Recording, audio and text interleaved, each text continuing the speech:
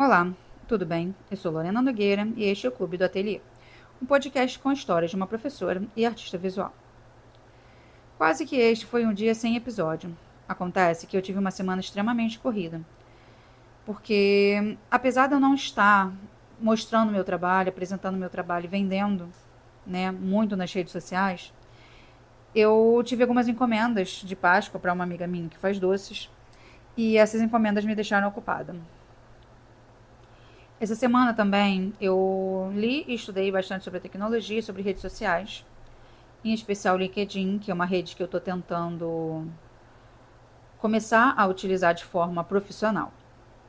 E uma questão que me chama muita atenção em mim é o fato de eu não me sentir como uma especialista.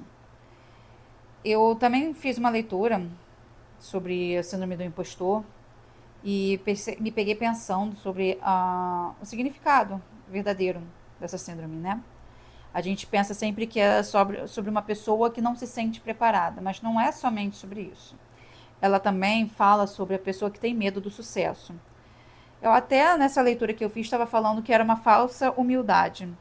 Não sei se é uma falsa humildade, mas eu acho que você ter medo do sucesso, do que isso pode trazer para sua vida, é uma coisa que trava a gente.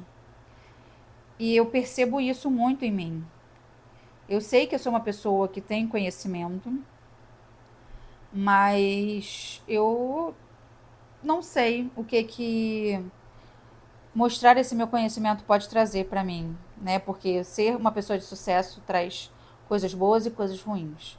Sempre vão ter aquelas pessoas que vão falar mal e vão ter as pessoas que vão falar bem. E eu não sei até que ponto ter essa dicotomia, né, nos assusta um pouco.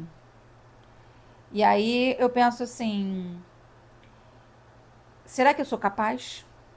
Será que eu posso me chamar de especialista?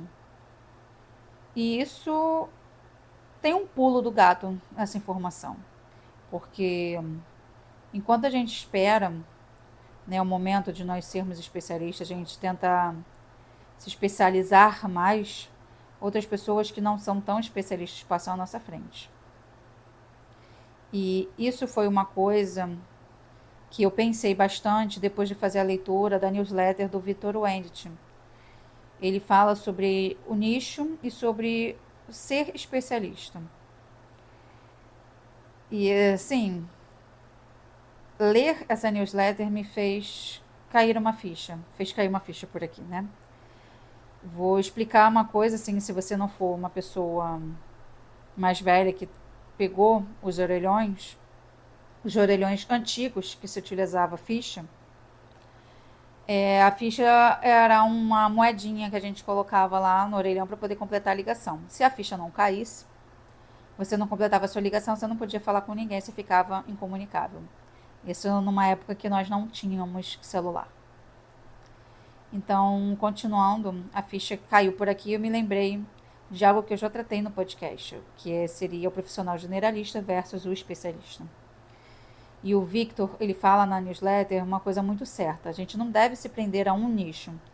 Não é antes de começar você escolher o que você vai trabalhar, mas sim você mostrar quem você é e você criar o nicho a partir de você. Porque ninguém vai ser igual a gente. Nós somos pessoas únicas, com experiências únicas. Você pode até encontrar pessoas que pensem as mesmas coisas que você, mas elas nunca vão ser iguais a você. E aí me fez pensar sobre a questão da autenticidade. Hoje em dia, essas pessoas que vendem nas mídias sociais autenticidade, elas falam sempre sobre você criar um nicho, você criar um especialista e você se transformar em alguém, não uma pessoa autêntica que você seja você mesmo, né? Mas você criar essa persona. Isso é uma coisa de marketing, né? É um jeito de você se vender, mas será que hoje em dia é realmente isso que a gente precisa mostrar para você ser um profissional reconhecido? Eu não acredito nisso. E foi essas informações, né, essas leituras que me acordaram para a vida. E eu também tive uma conversa nessa semana com uma amiga minha sobre redes sociais. Eu estava apresentando para ela o Facebook Business, expliquei o uso da plataforma, a importância para quem gera um negócio, para quem utiliza o WhatsApp, Instagram e Facebook para gerir uma empresa, para gerir um negócio.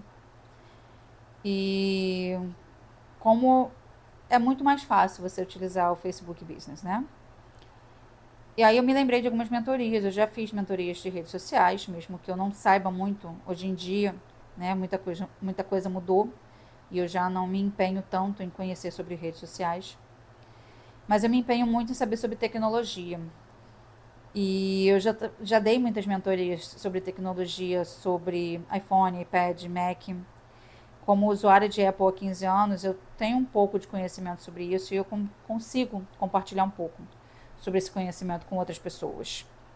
Eu também sei alguma coisa de Windows e de Linux, né? Então eu consigo ajudar nessa parte, que é uma parte ligada à tecnologia, né? Que é o que realmente me interessa.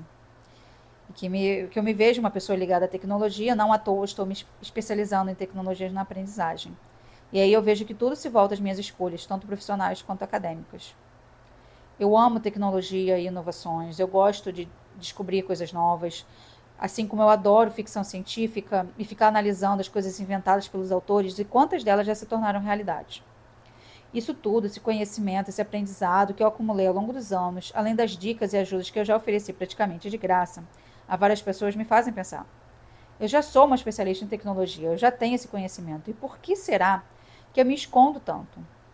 Muitas pessoas, amigos, parentes, já me disseram para fazer um canal no YouTube ensinando o que eu sei.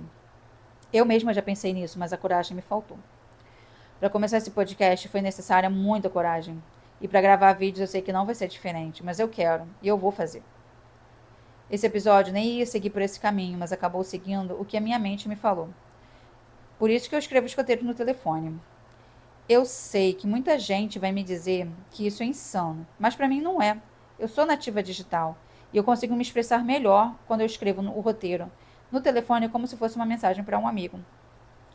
Claro, eu não nasci como as crianças de hoje com um tablet na mão, mas eu cresci junto com a tecnologia e vi de perto as grandes mudanças.